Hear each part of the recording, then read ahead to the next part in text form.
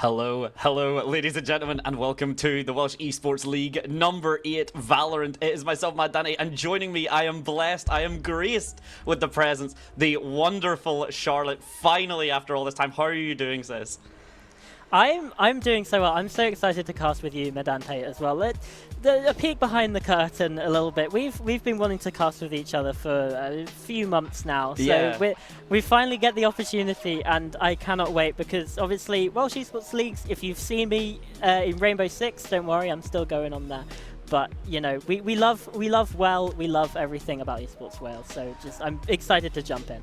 It's going to be baller, and no better time to jump in than first of all let you see what went down on the last week. If you did miss it, it was a pretty phenomenal showing, it really has to be said. The Puffins and Wolfhounds, they are not only our top seed of Group A, they are our first match, and then we will be jumping into, if I believe I am correct, just bear with me one moment while I get that, it is going to be the Ponies and the Red Kites as a follow-up. So we're still in the best of one stages right now. After this, we'll be jumping onto the premieres, and so that will be when we move on to our best of 3. Yeah, absolutely. And speaking of the sort of premiere as well, both Puffins and Wolfhounds are confirmed to be in that premier stage. They've got 2 wins. They can't get overtaken by the Artists or Rejects. So for them, this is all about seeding now. If you win this game, you likely avoid playing Goats in the first round of Prem, which they're looking very scary right now. They are looking like the best team. So if you can somehow win out this game, you avoid them most likely in next week's games, you've got a better chance of getting to the final. Yeah, you do, and it's wild saying the Goats are the ones looking like the strongest team. For anyone that's They're seen looking what like the goats. Wolfhounds, yeah, what?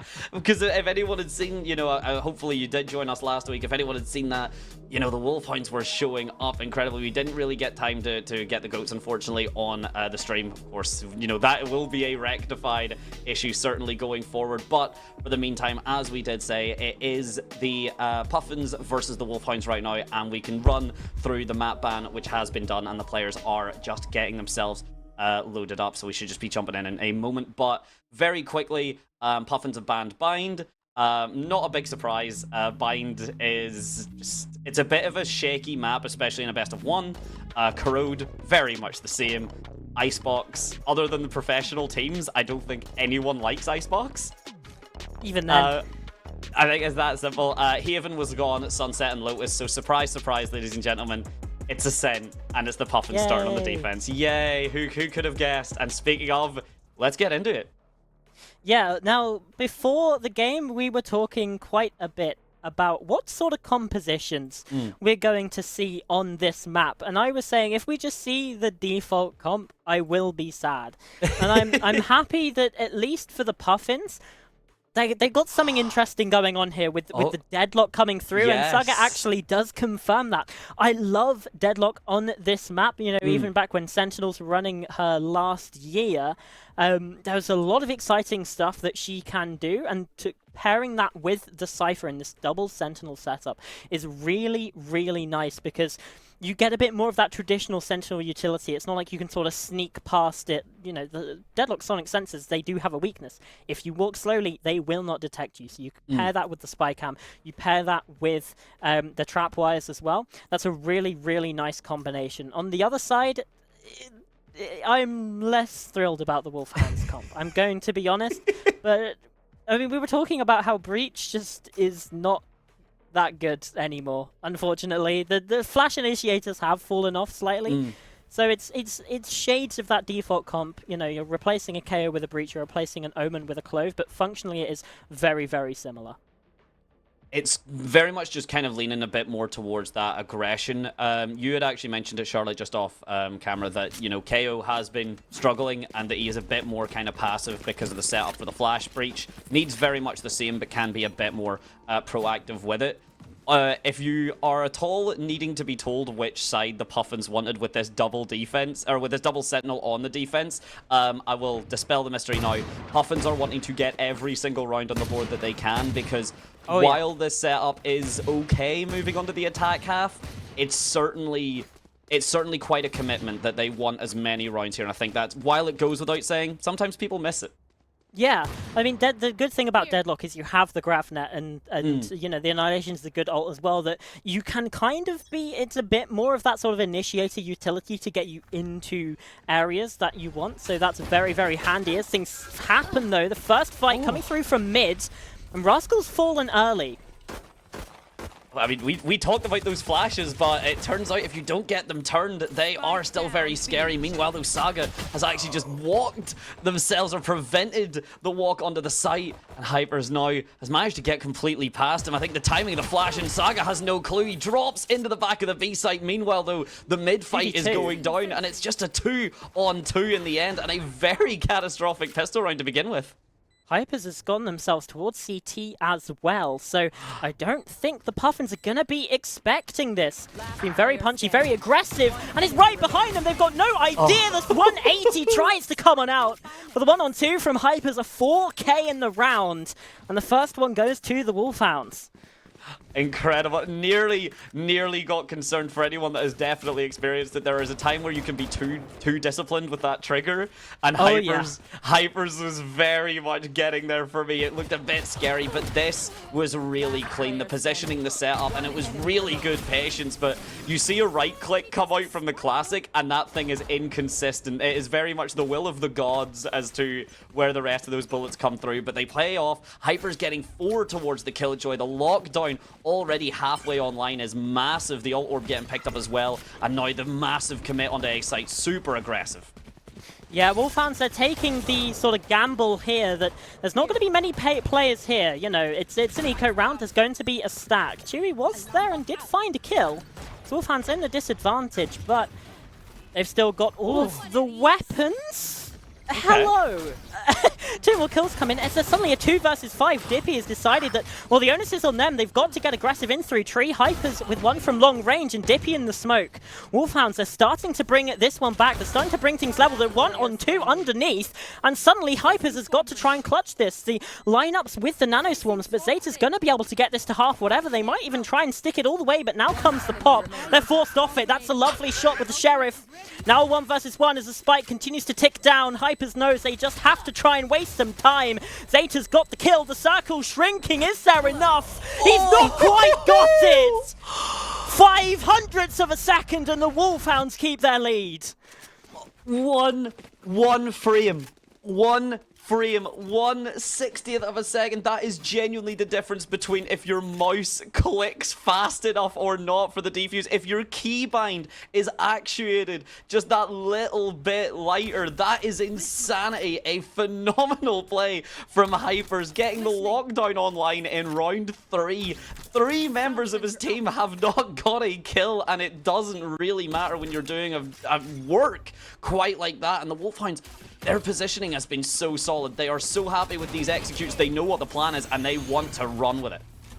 Yeah, it should not have gotten that close in the previous, so the buy will be interesting. Lockdown is utilized pretty quickly here on B main. So yet again, we find the Wolfhounds just 5 stacking into a site. Dippy spam through smoke with 1, and look at Unbalance here with the Judge. Just up by the stairs, waiting for that pop through from Market. It's not going to find value on the first, as the swing is just too damn quick. Everything falling apart right now. The Puffins yet to find a round. The previous was, you know, maybe they can do something here. It's gotten close, but that one they just got completely shut out. It's difficult too. You've got, you know, Odins were bought there. Chewy was trying to really believe in it, and Ash has decided that if there's one person that really should be holding an Odin in this map, it is still Sova. Still a terrifying prospect to deal with, even with that metal slat towards sidewalk on B. That wallbang, of course, isn't there anymore, but Sova especially can still do a lot with that recon dart. And yeah, as you said, Charlotte, Wolfhounds know what they want to do. The 5 stacks are basically always there. This is the first time we're really seeing a full split to try and take this mid control and then jump off the back of that. It's an aggressive push from Saga, and it will get shut down. Yeah, it's not quite ideal. Understatement of the century, perhaps. Now Zeta is also pushing aggressive, and it's also being cut down. So Perhaps an attempt there at some conditioning from Wolfhounds. They've gone for those heavy, aggressive 5-stacks. This is the first time that they haven't really gone for that, and they've been able to catch Chewy out in mid as a result. There's so much indecision now from Puffins because they don't know what Wolfhounds are going to do. They're expecting the same thing, that quick 5 push, and it hasn't happened. And now they have a free B site to plant on. At least one frag going the way of Rascal, but you need so much more. Ash cutting down Kexu with that Odin, all the map control, all the presence. The Puffins are going hunting for the Wolves, or the Wolves are going hunting for that last Puffin. Apologies, and it's Rascal who does fall. Super coordinated, super cohesive, and this is exactly how the Wolfhounds played on that Lotus last week. It was clean, it was concise, it was a bit brutal, but brutally effective. Yeah, and look at this again. They're going for more of that stack. Just Dippy now. I was about to say, look, they're going for the 5-stack again, but Dippy now drifting here over towards Gelato. And top mid as well. Again, potentially to try and sell a bit of a fake, because look, it is that aggressive push through B. Hypers is just farming these orbs right now, but Unbalanced, caught by the trap wire. And Kexu finds the opener for the Puffins. Dippy's quick to answer back, and so is Hypers. It's now advantage Wolfhounds as quickly as you like, as these kills keep coming through. Dippy not quite dead yet, though, stands back up and actually just rushes down Saga. Oh, no concern. Word. Gets pushed by Zeta at the very least to shut that down. Hypers with the delayed lurk picks up Chewy, and because of that, there's now only one member left. It's Zeta, and Hypers has locked down again. We are only in the 6th round. That's ridiculous. Yeah, that's 3 rounds twice. That's all it's taken for Hypers to get it. He's 10-1, and the ult orbs have just been all going to him. I mean, you would call it selfish if it wasn't working so fantastically.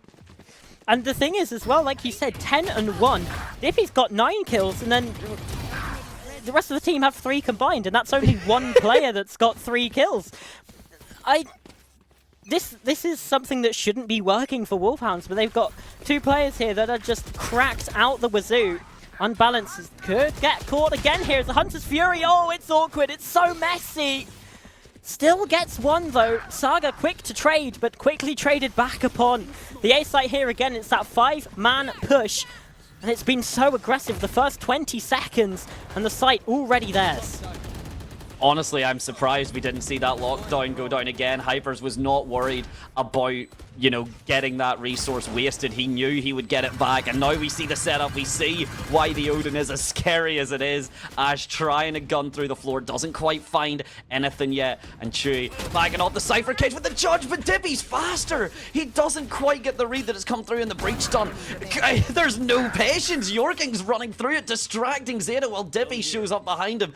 If you want to see a masterclass on a Sin, this is Puffin's side pick, double Sentinels, and trust me, it doesn't even look like there's one on the board.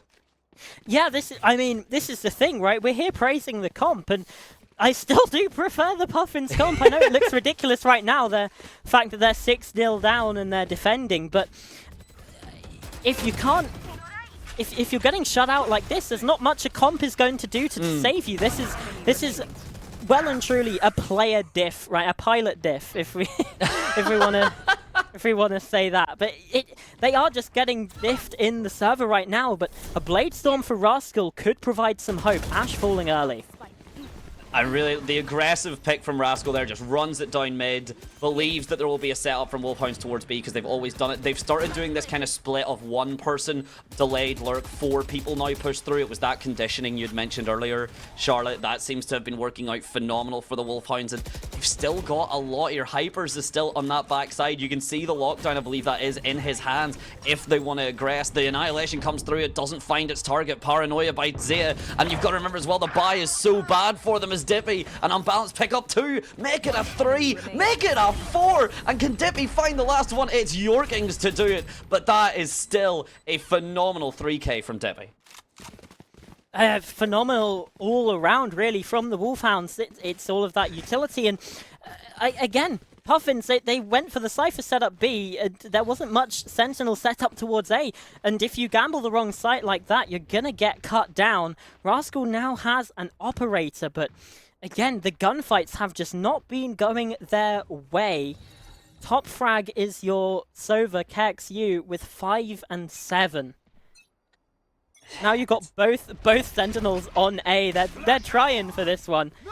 Now Balance is in already. There's the first Sonic Sensor. Hunter's Fury coming on through as well. He's been tagged by every bit of utility, but somehow still not dead. How are you still alive, Unbalanced?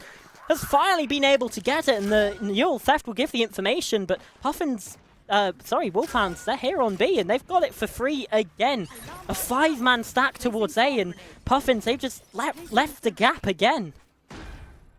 I mean, it's Wolfhounds just in charge of the pace, in charge of the positioning. They know exactly what to do. That's Rascal's gone. No Operator online anymore. Ash playing beautifully off of that angle. Even the nice shot coming through on the chat. Game respects game, and Yorkings has been playing off of... We mentioned the breach not being so good, but Yorkings is making it work for himself. He finally falls to Zeta in the smoke, but it's a 1 versus 3 retake as the spike ticks ever lower, and Zeta has to make a miracle happen here as he's dinked. It's not going to happen. Yeah, he was just trying to get away with the gun, and even still, Wolfhounds, they're too locked in. Yeah. Simply too locked in. They're too greedy for it, but I understand why. They're not even having to use their ults. They've got 4 still in the pocket, and they just don't need to use them because they're just steamrolling these sites again and again. I mean, it's insane. You've got Dippy 14 and 5. Hyper's still only died once in these first 8 rounds. It is absolutely brutal right now. And Puffins, they're just getting whooped silly. Econ is knocked again. KXU's already dead. Rolling Thunder in towards A. These 2 players, they're not long for this world, I'll tell you that much right now. As Rascal falls, Chewy as well. The push on in from A main, it is absolutely successful, and Unbalanced already in heaven. Zeta, he's so dead. And Unbalanced, he's pushing for more, he wants to get more. Gravnet will step him away, at least for now. But Aftershock in Saga, he's just waiting to die. And die he will. It's flawless again for the Wolfhounds. Flawless is the word of the day. Flawless is actually just how you describe this play. Flawless is how you describe the executes. The ultimate usage. Hypers hasn't used his ultimate in 4 rounds now because... Happy to just let the Rolling Thunder. Yeah, don't need it. Happy just to work with the Rolling Thunder. Happy to work with the Hunter's Fury. Dippy has been getting so many good frags, and they've been playing off of the Not Dead Yet so well. I mean, it's essentially like a run it back or an equivalent. You may as well do it. And Hypers now, if there's one thing we expect, it is that lockdown to come through. The magnet hits, but just as it does, Saga falls. The paranoia play, the TP is beautiful, and it's going to work out. Oh, that's 2 kills, but Zeta gets swung upon, and even still, the entry into the site is good from Wolfhounds. Chewy has been spotted as well towards stairs. Rascal's trying to fight back, but now it's only Rascal, and he might be able to do it. Not dead yet from Dippy, the first time he's died in a while, and the lockdown invested from Hypers as well. Ultimates being used as the Wolfhounds. They're in so much danger, but the lockdown means that Rascal has to dip away, has to give this plant over towards Wolfhounds and Hypers. He's pushing for this, going aggressive. He's just tucked himself inside of logs. This position could mean double digits already. I was wanting to see if he went the same corner that Zeta did. I like the position from Zeta, but he just didn't quite get the shots. And does Rascal predict it? The Killjoy turret is there. He does not. He does not in any way predict that's Hyper's positioning. The Clove smoke comes down. That is the ability of Clove. Even when they're dead, they will still cover the map in everything that you need. And as you said, Charlotte, a clean double digits and potentially a 13-0 very possible. Oh, you've said it now. You've said it now. Just to say, you never say it because it doesn't happen. It doesn't happen. Anytime someone mentions a 13-0, it doesn't happen. I don't want to see it, and my heart would break. This is top seed versus 3rd seed, and it's this dominant. Yeah, this is the top 2 teams in the group, but right now, they're just getting absolutely dominated. The Puffins, that is. At least there's a little bit of a fight back here. Unbalanced still gets one with that. But Dippy's now left 1v3. This is the thing, you said 13-0, but Dippy, oh, he's caught by the Annihilation. 2 HP was looking to make it possible, but the round goes the way of the Puffins, and as soon as you said 13-0, Maddante, Puffins get around. I told you, it just doesn't happen.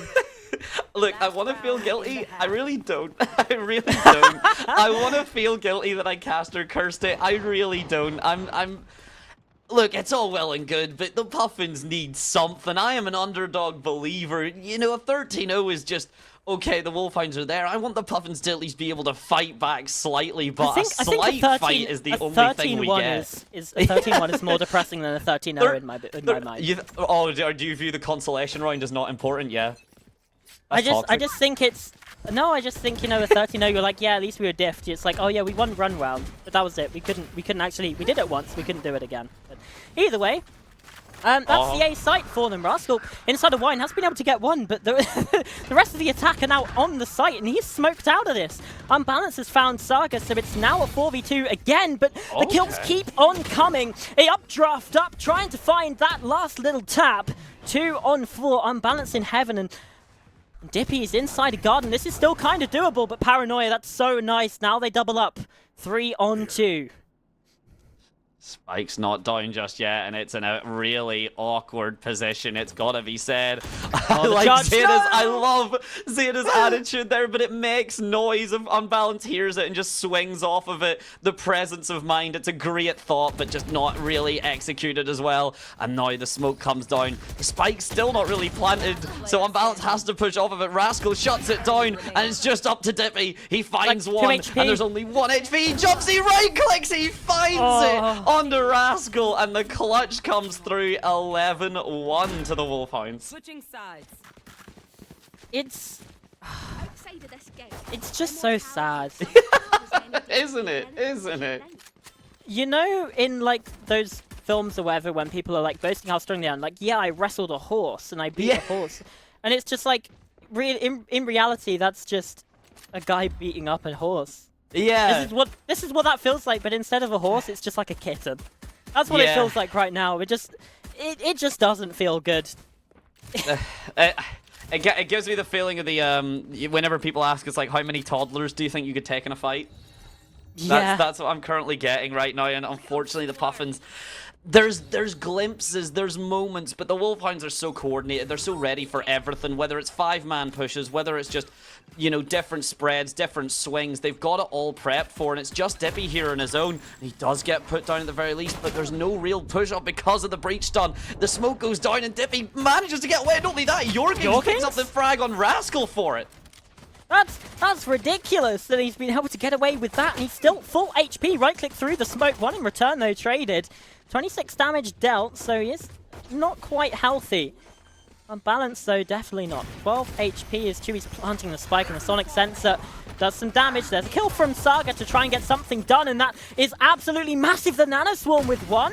Jumping through, Hyper's right click, and Jorgens gets a triple on the round.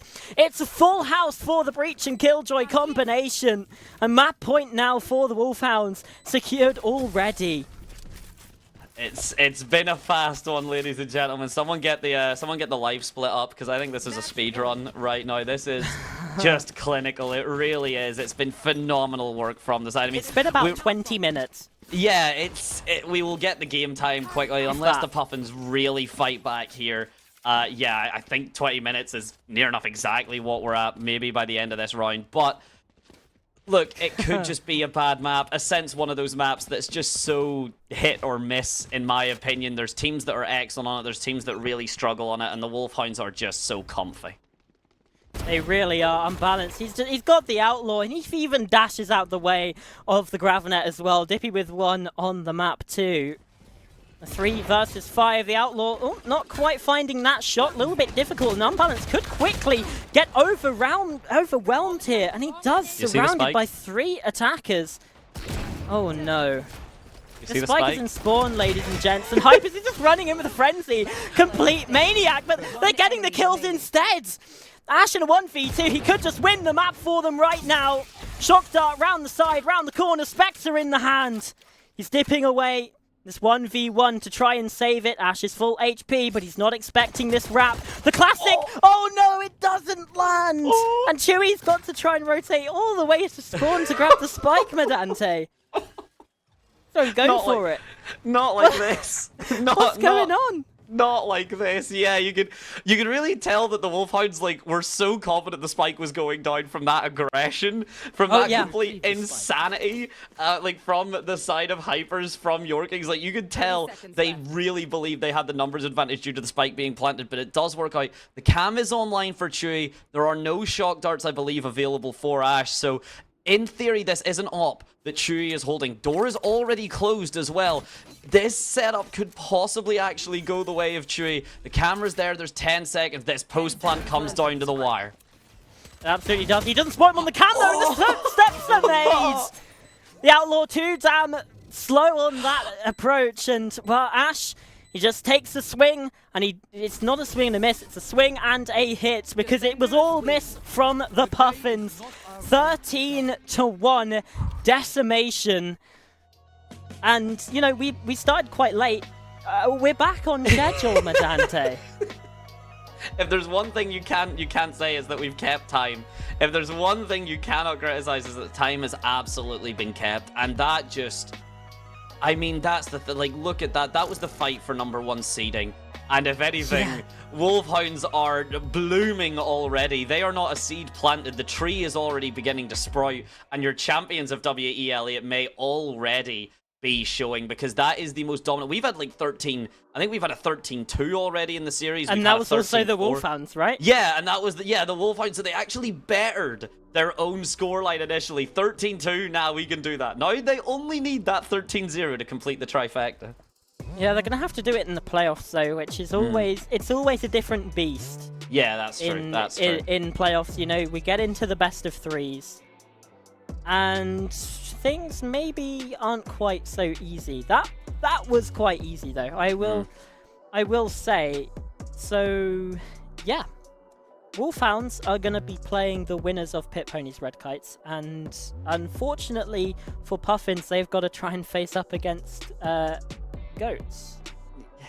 And Goats is I mean, so for anyone that's LPX Goats, so that's Lost Puppies and Goats as well. So yeah. Big shout out to if you've been following us for a while, big shout out to Landoff, because he's been kind of giving the Lost Puppies squad some love. So big shout out there, and well deserved. They are a scary squad. They are really good, and I'm very excited to get them on camera. Of course, it will not be the next game, as you've already said, Charlotte. It is going to be Red Kites versus the Ponies, and we will be bringing that back after just a short little break. So whenever we do come back, we will, I'm sure, give you the bit of a rundown. We'll say our final commiserations, and we'll try and get that map out of our minds and move on. Yeah, I feel you, sister, but we will be right back in just a moment.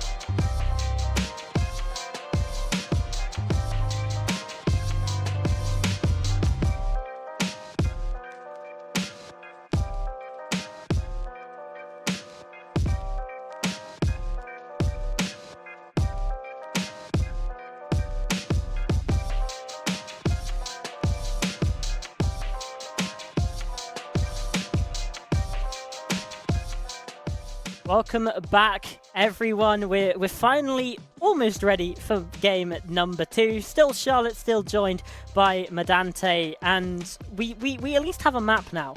We know that we have a map, and it's going to be Haven here between the Pit Ponies and the Red Kites.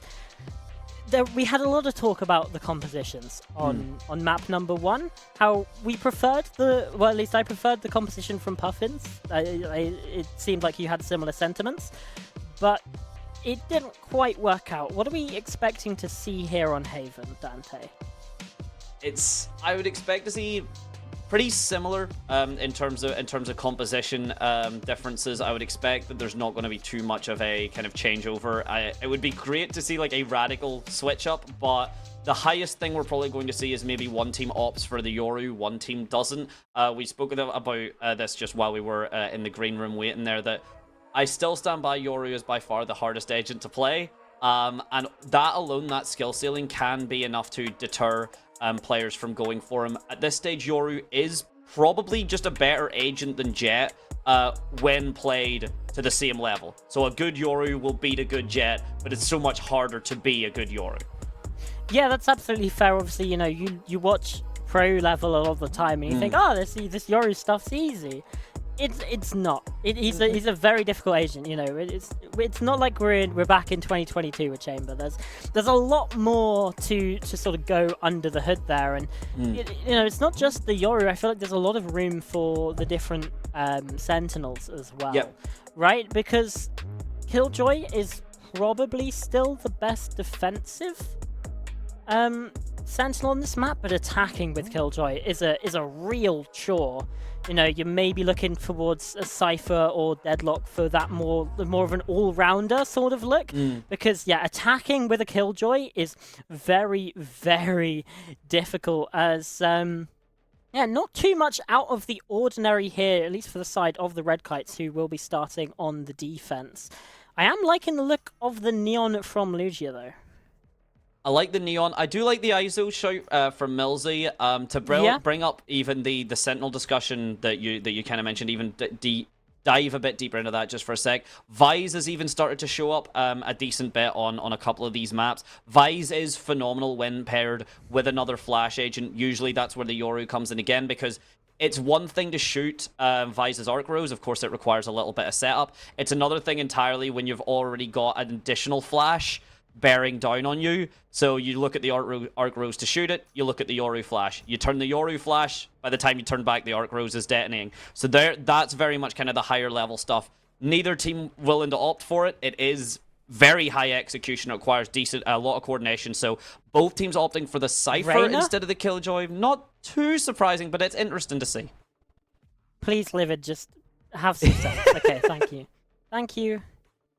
We appreciate you, boss, because we do love the kind of like the fake out ones, but at the same time, it's like the fake outs are cute, but if you waste enough time doing it, I think I've seen once, it was tier 3, I forget who the team was, but they did accidentally lock in someone because they were doing like a hover to like kind of mess with the casters, that's very funny. Yeah, I'm also remembering at the very first Game Changers champs, was it the second one with Team SMG, where they thought they were doing like a stage test or whatever, so they just locked in random agents. They had the four duelists and their duelist player locked Cypher, and then they were like, oh, that's our actual comp. And then they won 13-3 on this map as well of Haven. That was obviously a few years ago now, but I'm just saying, things have been things have been done. Yeah. Things have definitely been weirder. Things have been, and unfortunately, speaking of things getting weirder,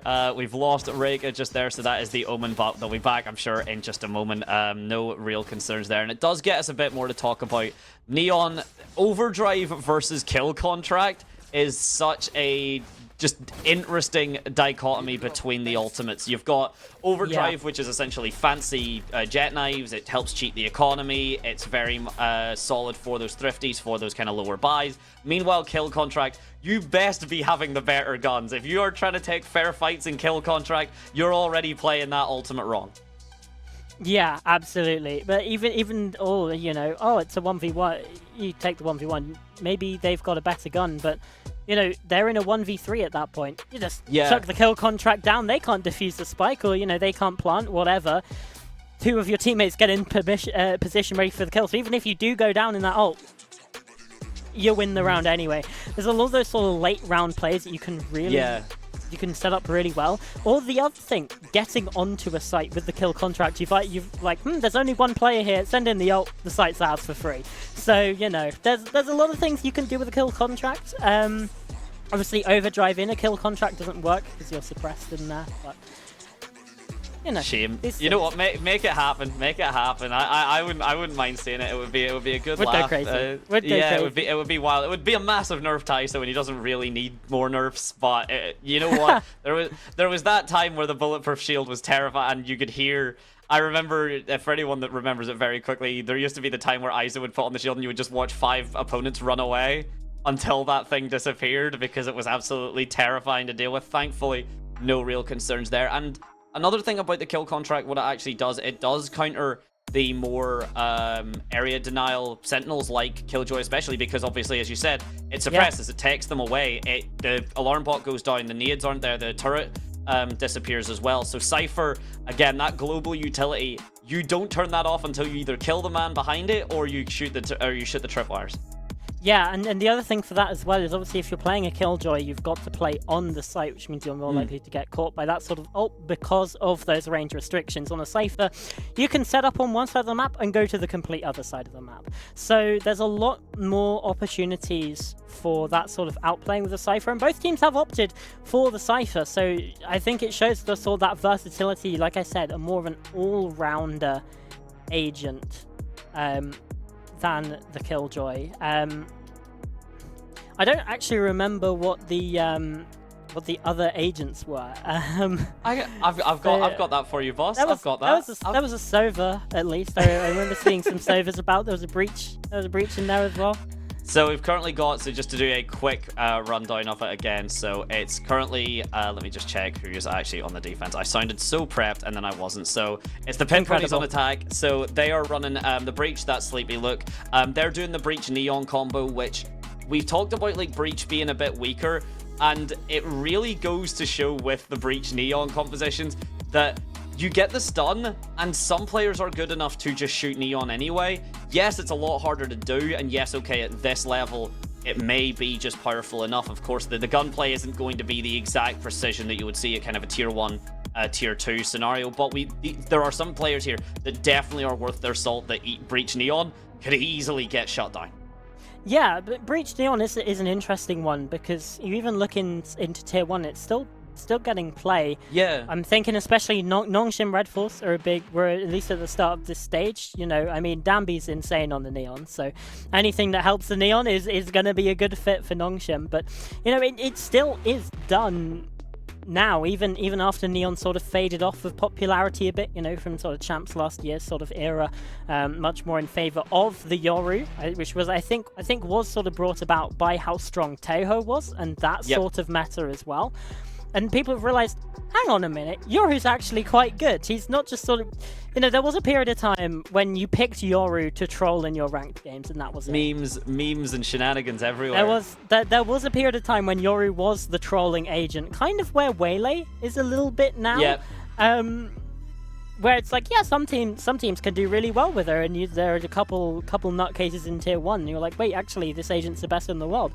But it's very, very difficult to use, and a lot of the time does just end up in trolling. So Yoru's kind of taken that top step, and then, you know, people are starting to lean in more to the Jet and Raze side of things again. So Neon has sort of come back down from the forefront, and especially when you pair the Yoru with an ISO or the Jet with an ISO like we see here on the defense with the red kites, can be very, very powerful.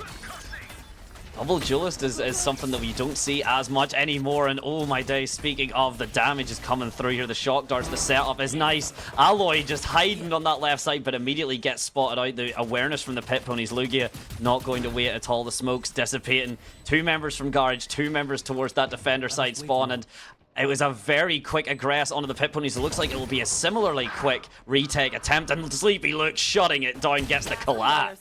That is absolutely ridiculous, and it will end flawless here for the Pit Ponies, at least in round number 1.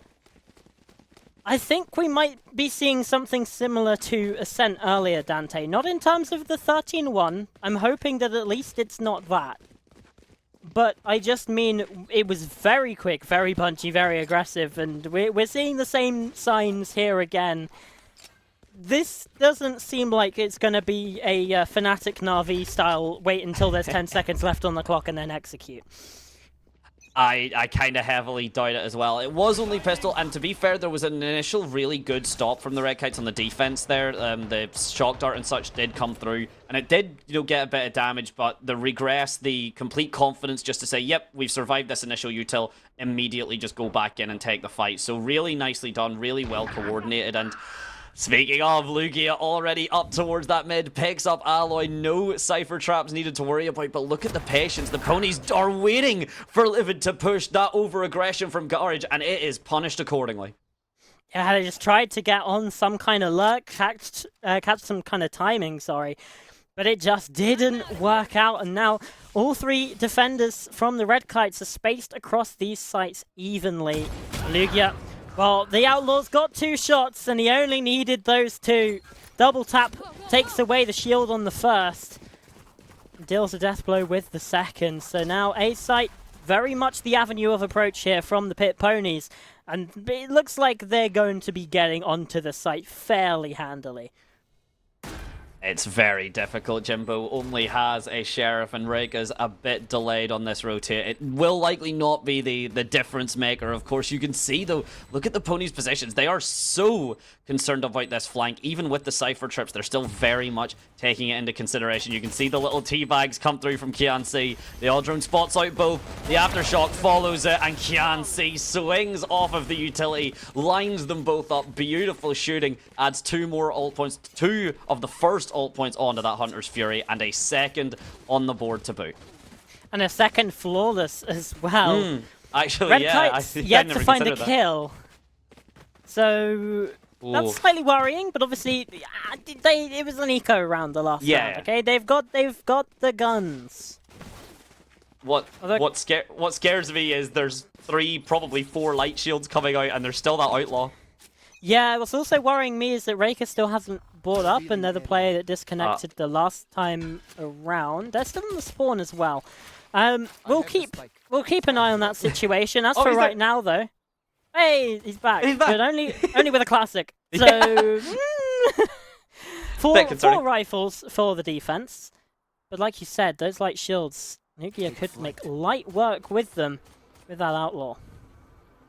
It's an operator. It's an operator at that kind of HP value. Kianci trying to get the oil drone. Does spot out only 1, but Livid's going to shoot that down. Not too much information garnered here. I like the push up, the aggressive space from the Red Kites, but there needs to be a play off this. Jimbo is just leaving Millsy onto his own, and that's how you let a gun get picked up. That's how you let the refrags come through and give the gun advantage away. You've already said that it's 4 guns instead of 5 for the Red Kites. It could easily go down to 3. It's Millsy reading it, and MJ's just not prepared, and the space controlled enough is going to make this push difficult. Yeah, but that's the signal for Pit Ponies to try and go into this, and right now it's not working out at all.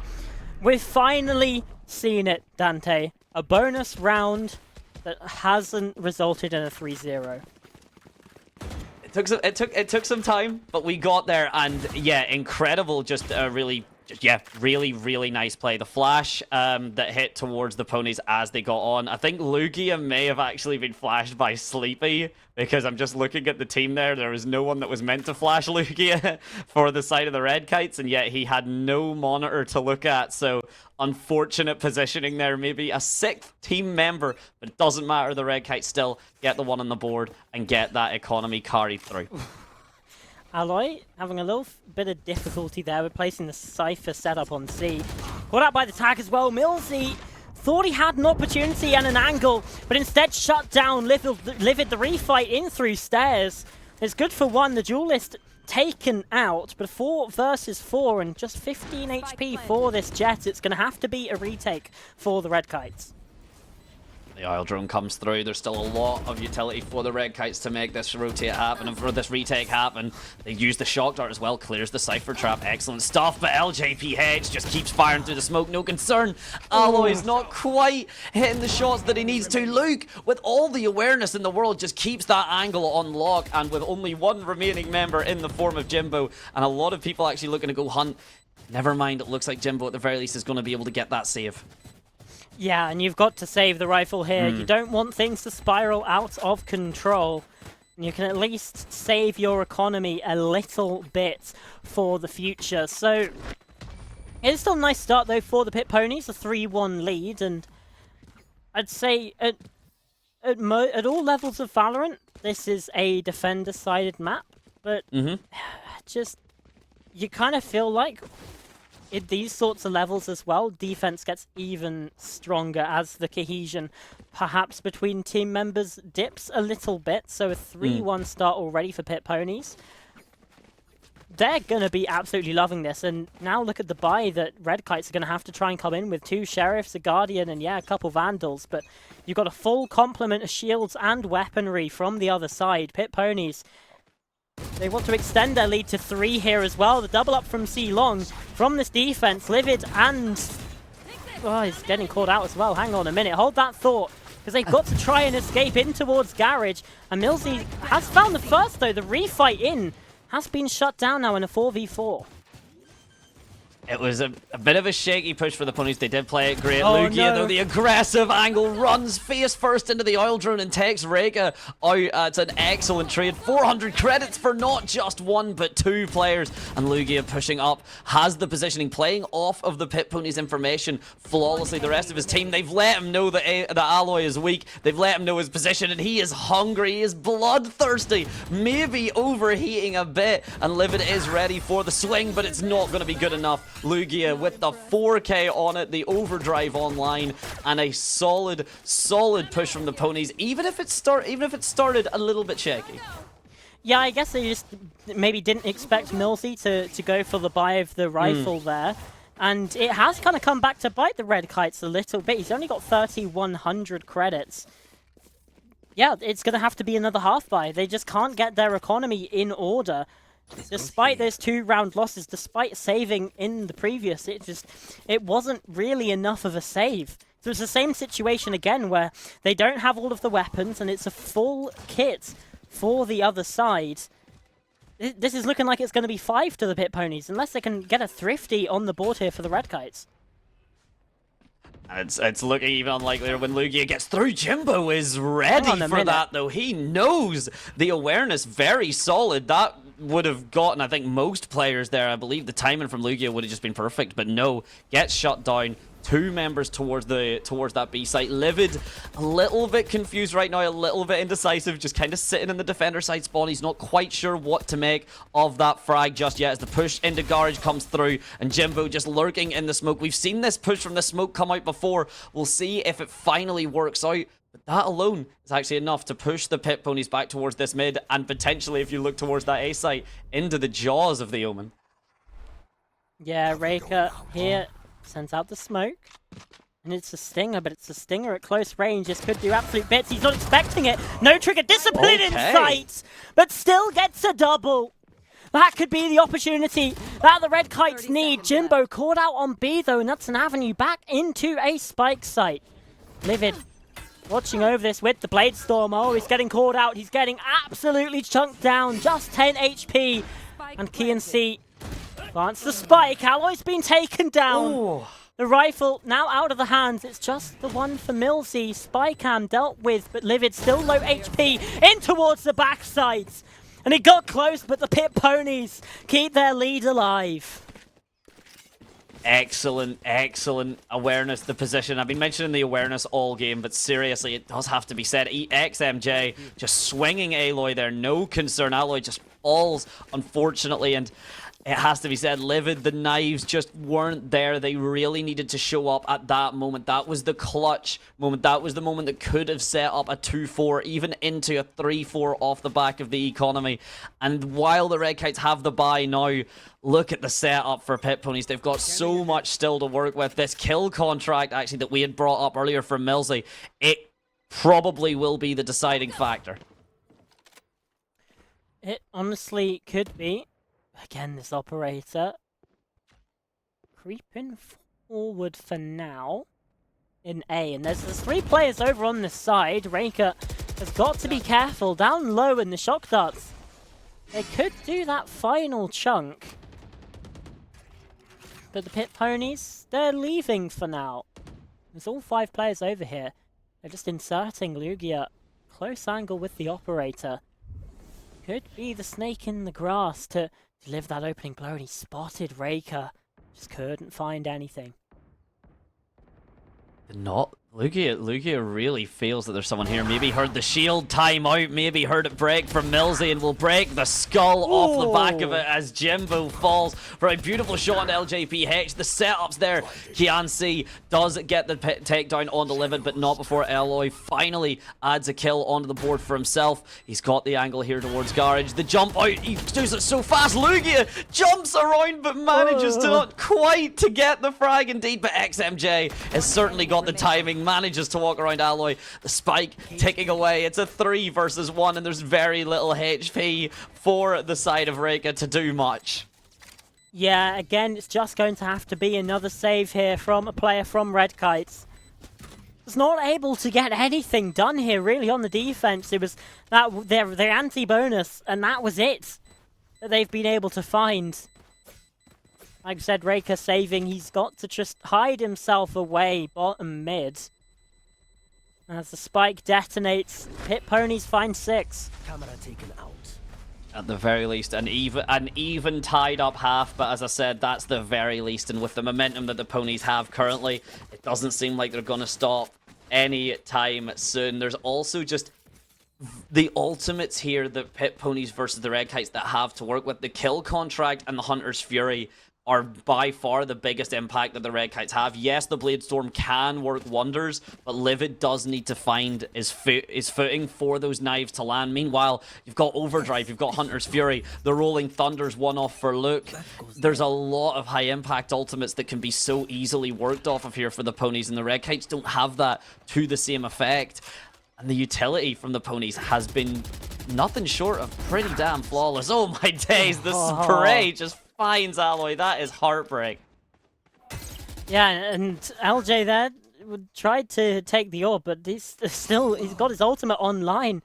And Millsy went hunting there, frowned from A lobby. Called out by Kianci in spawn, so again, nothing going the way.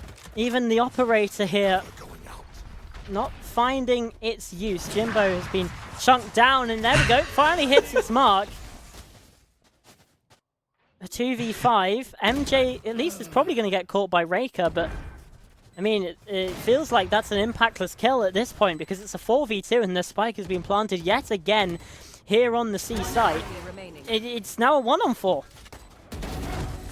It's now a 0-on-3. Yeah. We've been talking about, you mentioned earlier in terms of the cohesion and such, and it is down to it. You can see how well the Ponies are working off each other. You can see who's taking the fight. You can see that the refrags are there. You also did mention in terms of how the defense kind of gets a bit better because the attackers are a bit less cohesive.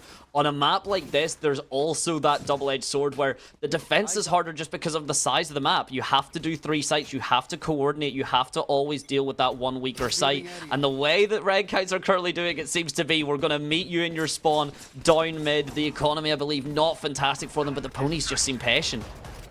Yeah, and, well, the kill contract has come in. The ultimate used there by Millsy gets the better of Sleepy Luke as well. A 5 versus 3, make it a 4-on-2. Kianci and Raker trading out kills on the sites here. Pit Ponies in a little spot of bother, but low HP for Raker and still better guns. You'd like to favour the Pit Ponies, but MJ left 1-on-4. That's a nice shot, and that could have been great as well, but looked away at the wrong time.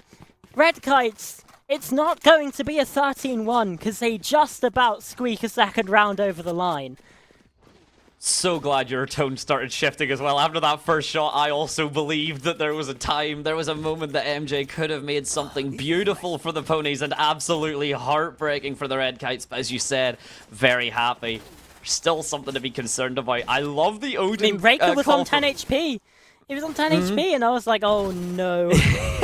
All you needed was that one body shot, one headshot, but now there's 5 ultimates for the ponies. There is the Odin waiting for them on this C site, so who knows, but there's a lot to work with the Hunter's Fury on top of it as well. We'll see how this goes. Yeah, and Overdrive being popped as well. This one, they certainly don't want to lose this. Alloy does take Lugia down to 15 HP, and they very quickly get out of there, maybe to try and find a different angle as the spike's still getting planted. That's 300 credits into the next for each player. And the advantage in the post plant, but Livid has been able to take it down to a 4 versus 4 with Kianci falling. Let's see what the Garage push has in store. The Rolling Thunder, many it only hits 1, and Livid is ready. He's got that Garage on lock. Jimbo, bit of an overcommit. Oh my days. Is it enough? Is Livid able to do it? Lugia's trying to fight back. It's on for the ace. If Livid can get it, Lugia puts it down. It's an ace versus an ace. Eloy's not going to sign to stick it. The Odin spray. The Odin spray is enough to find its mark, and 2 rounds back to back for the Red Kites, but you cannot make it closer. You really cannot. It's come down to a 2v1 and a 1 versus 1. And Lugia could have won that out. Alloy was on 15 HP, let's not forget. Both on for the ace as well is bonkers. Oh, blimey, O'Reilly. That was something. That sure was something. Yeah, the hold from Garage there was great. Hit Pony's actually burning the Rolling Thunder from Luke and not getting away with the round. That's massive. There's suddenly 3 ultimates down from that one round, and they didn't even win it. That was 3 ultimates burned in the same round, and they didn't even take it. The Red Kite's suddenly a lot more confident. Livid not quite able to land his first nor his second, but if my instincts are telling me right based on that positioning, it's not Livid that we have to worry about. It's Reka, but that is if they decide to even push. The Hard Drone didn't spot him either. But wisely, Pit Ponies, they get out of there, again leaving Lugia inserted. And Red Kites, they are going to start to get curious. As the information vacuum that's currently being provided by Pit Ponies is happening, but no, Raker's been able to find Lugia. He got a bit too curious in that position. Did the Neon has been taken down for it, but that's a nice trade, and the Neural Theft as well should give all of the information that they need. Millsy completely deleted by MJ, but a double swing onto the Cypher is at least good enough. Counter ult coming through, but LJ in the smoke does take him away from that information, but a lack of players for the Red Kites. It's now 1 versus 3 for the for Raker. The Omen, and Sleepy Luke is in the corner here in window. Don't think Raker is watching for this. Well, seems to be at least somewhat aware. It's Kianci instead to find the kill. 8-3, and Pit Ponies, there was a momentary blip and they're back in form. I mean, there's at least a bit of an argument getting mentioned here. There's a bit of a statement from the Red Kites. It's not been quite as, you know, one-sided as the previous round we had seen for the Wolfhounds Puffins.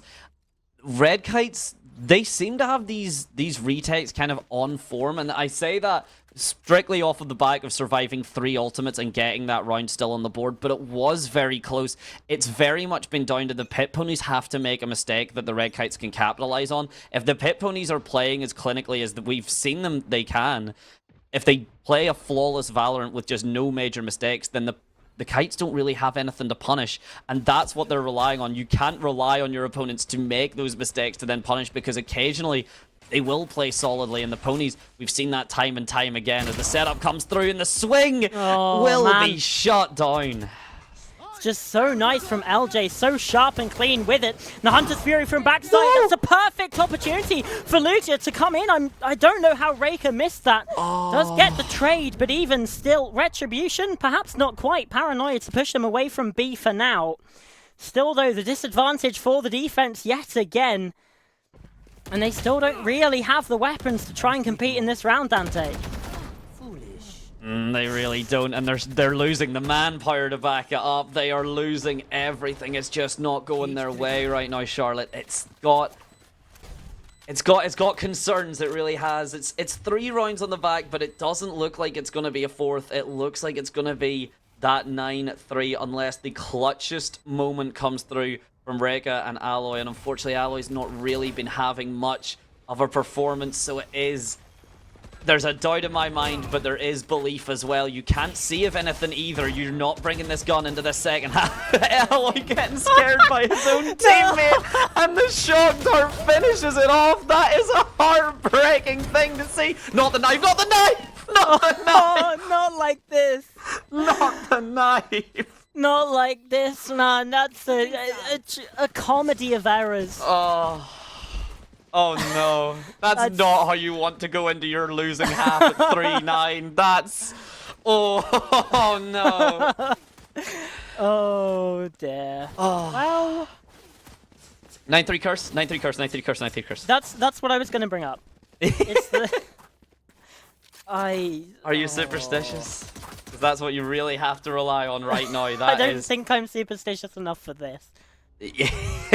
Maybe this would be I'm stitious. I'm not superstitious. Would be the quote I've heard before for that. Yeah, I completely agree. But you've got ISO on attack. That is essentially a free shot you can take. The Red Kites could just have a very solid attack, but the ponies may not even give them the opportunity.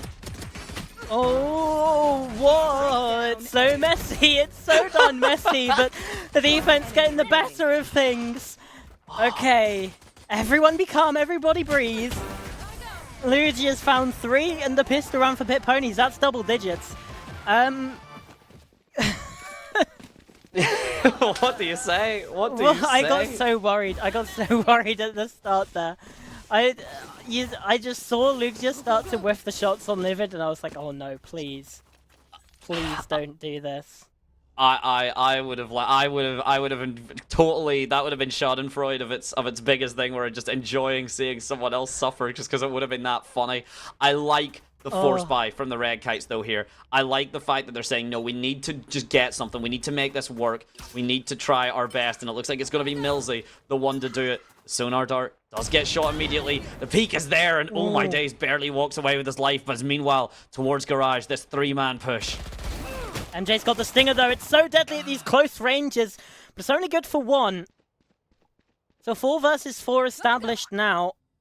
Red Kite still in here with a chance, and the next avenue of approach looks to be towards the B site, up through mid. Sleepy Loop is good for the first, but cut down quickly again. It's the trade from Alloy. Upgraded to that stinger to find it, and gets a spot onto LJ back site as well. They know that the Omen's playing in that position. Shock Dart comes on through. Just this one Cypher player in this position is doing so much, but he has been spotted now. The amount of utility being committed, the distraction, it was good, but the guns just wasn't in Millsy's favor, and now there's only 2 members left. Alloy, very, very steadfast on this lurk, wants to hold it down. Meanwhile, JPH, if he peeks just a centimeter further, he will go down. Kianci, though, wins out his fight, and as you can see, the rotate from the fast Neon, from the fastest movement in the game, aside from teleporting, beats Reka towards the C site and takes him to an early grave. 20 and 8 for Lugia, by the way. Holy moly, a 2.5 KD, goddamn. A 4, more than 4 for Kianci. Yeah. Holy. 13 and 3. Like, this is the thing. I'm getting shades of Ascent here, Dante. Yeah, I agree. I'm gonna be real. I mean, you've got Reka and Livid top fragging with 9 kills each. You need a bit more than that. 13 deaths as well, respectively. I mean, that's not ideal, and Millsy's been caught out. There's just no way Millsy lives here. Surely? How has Millsy been able to survive there and gets out with a kill as well? The double tap, it's not quite good enough for that. Now Outlaw down the barrel. But Alloy with a kill, and Red Kite's with the advantage right now, and they've got B site for free as well. The spike is on Livid, though. Let's not get too aggressive, and yeah, planting it now. LJ is also going to get caught. This one seemed like it shouldn't have been possible, but now it's a 4v2 for the Red Kites.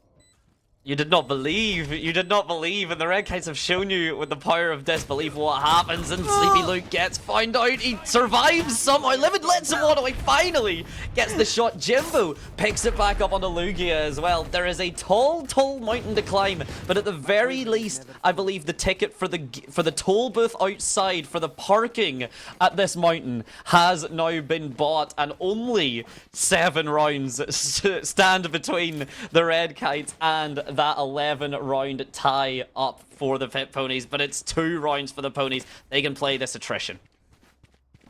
Fnatic, VCT lock-in. It's the only word you need to say now. 11-3. They won it in overtime. Red Kites need to channel their inner Fnatic. Right now, Lucia's been spotted, but Milzy isolated on an island and quickly cut down by the quadruple swing. At least Raker's there for a trade and a response. So some fight back, some answering. But again, 4v4, a very volatile position. And everyone seems more stacked towards that B, that C site. It's basically 3 members all committed towards it for the side of the Ponies. It's 3 for the side of the Red Kites, but you can very easily see Reka get that rotate down. These frags are so important at this stage. Meanwhile, you can see Jimbo trying to get as much control as he can of the rest of the site. LJPH, he has a bit of info. He knows at least 2 are there. He knows that, I believe, with that jump, that's a 3rd that he's found. So the information's there. There is that 1 lurk towards the A site, but with 40 seconds left, Red Kites have to decide right now if they want to fight this or get out. Yeah, there's not too much more time for deliberation, and it seems like they are going to be exiting Raker. Oh, he gets caught out though. Sleepy Luke aware of that lurk. And now the A site seems to be the point of focus, but Pit Ponies are winning the foot race here. And with a neural theft, they're going to know it now, but Livid falls. A 3 versus 2 for the defense. Alloy, he's trying to flank round, but they were into red time. There's not much long left. Jimbo finds a kill, but even still, 7 seconds. They've got to plant the spike, and it's now on the floor. Alloy in the 1 versus 1. Can he find it? No, not quite. Map point now established for Pit Ponies, and Red Kites, they need 8 in a row to even have a chance of survival. 8 in a row just for OT is certainly a tough spot to be in. I want to point out as well, LJPH was so confident, all he had to do was hide. All he had to do was hide from Alloy there. There was not enough time. The spike was down all the way towards Sewer, and Alloy's all the way up towards Heaven. No, he still stands there and takes the fight. There is a world where the clutchest shot imaginable brings this to a 5-11. Instead, it is match point. It is an aggressive 4-man push. We've seen this time and time again, and yet somehow the Kites aren't prepared. Milzy already falls. They've left the spike in spawn again. I'm getting deja vu here, Dante. They've left the spike in the spawn in what could potentially be the final round of the map, and they've already lost the opener. Milzy, like you said, falling early in Sira, and Lugia is pushing forward. Aldrone to assist to gather all of that information. And still, the spike is in literal no man's land. If Lugia goes into the attack and spawn and sees this, it's game over, but he doesn't even need that. He's found the kill, pops the overdrive, and gets Jimbo as well. A 2 versus 5. It's Alloy and Livid, now just Livid, to try and save things here. And it's not going to be done. A flawless round for a mostly flawless map for the Pit Ponies, and 13-4. They are the ones that will make it to the Prem playoffs. Phenomenal work. What do you really say more? As you said, flawless round to end off what is a pretty close to flawless map. I want to say, we'll need to check, you know, the VOD to reconfirm, but I want to say at least 4 or 5 flawlesses. Like there was definitely a fair few. There was like a fair few rounds that just no one from the side of the Ponies dropped. Everyone just kind of walked away from it. So that's difficult in and of itself, and we've seen glimpses of kind of beauty from the side of the Red Kites, but it was just too tall an order. Yeah, I mean, I'm looking at the scoreboard again here. Talk to me. In terms of kills, everyone on Red Kites was out-fragged by everyone. Oh yeah, the highest was Livid at 10, and Reka was joining him. The lowest with Sleepy Luke and LJPH at 11. So yeah. Oof. It's difficult to win when that's happening. I will say I will say, because in terms of the stats as well, the First Bloods is nowhere near as one-sided as I kind of initially believed. Like, it is a bit, so it is a bit supportive towards the Red Kite, or towards, sorry, not the Red Kites. It is a bit supportive towards the Ponies, but it's not like a complete sweep. No, it absolutely isn't. You know, you got Milsey with 3 opening picks, Reka with 2. So you know they were getting in there, but quite often that opening pick was traded when it came through, and I think that was mainly the difference, is the traded opening pick compared to the untraded opening pick, and where that sort of left things, and quite often we did find ourselves, in 4v4s, and then it was that next kill that kind of turned the tide and sort of tipped the scales in the round. But again, I feel like there's, again, parallels with the Ascent game earlier, when it felt like a pilot diff. It felt like it's just a complete skill gap. Shout out to Kashi. He's absolutely he's traumatized by that right now. By the pilot diff, yeah. But it did see it. You're right. It seemed that just, it was kind of 2 moments of, here's just a team that is that coordinated, that confident with their picks, that confident with the lineup that they were going against. They knew how to play both sides of the half. They knew what they wanted to do. They knew what they expected off of each other. And then a team that was just kind of getting there, that was finding their footing. And to be honest as well, there was just a bit of a mechanical difference at times, and that can be very much just down to bad day. We've all had bad days. Yeah. Anyone that pretends, whether you are down in Iron, whether you are all the way up in Radiant, whether you're all the way up on stage in Tier 1, Tier 2, just sometimes bad mechanical games do happen, and there was definitely 1 or 2 moments of that. Of course, I won't say names. Yeah, I mean, absolutely, and with, I mean, you take a look. I mean, Lugia had an incredible performance. 24 and 10, 373 ACS, 4 first kills, so leading in pretty much every single department that we have stats for. Like, an incredible performance on the Neon. It was stellar. Yeah, it was. And we've got the standings now up as well, so we'll just get to have a quick look-see at those to see how it goes. And if you look at it, yeah, I mean, it's not too much of a surprise. We haven't seen the GOATs just yet. We will be getting a look at them, because they are the ones that are matching the Wolfhounds. And if they are matching the Wolfhounds, seeing them go head-to-head, I am sure it will be nothing short of a spectacle to witness. That will be a banger. That will be a banger. And then, I mean, unfortunately for the Puffins, like we said earlier, they've got to try. I mean, after the performance today, I'm not expecting them to beat the GOATs, but anything can happen. 7 days. Hey, it's 7 days. There's a possibility you study. We've all crammed before an exam.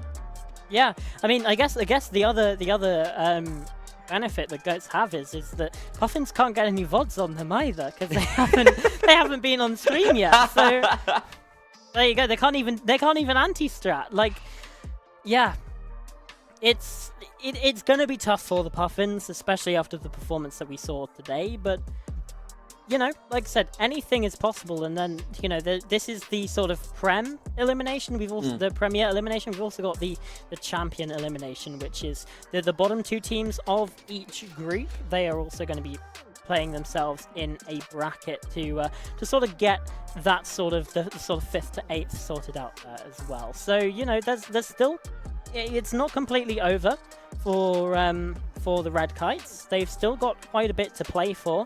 And they'll be up in the mix with Sea Dragons, Artists, and the Rejects. So that bracket will be playing out as well. So yeah, make sure we'll you know, in the streams to come, keep you updated on the happenings in that bracket as well. But yeah, next week, Prem elimination, we're getting into best of 3 territory, Maddante, which is very exciting. Based on the group stages. Are GOATs taking it? What are we saying? What are we saying? Okay, you're making me chew. Look, okay, the Wolfhounds have seemed so clean.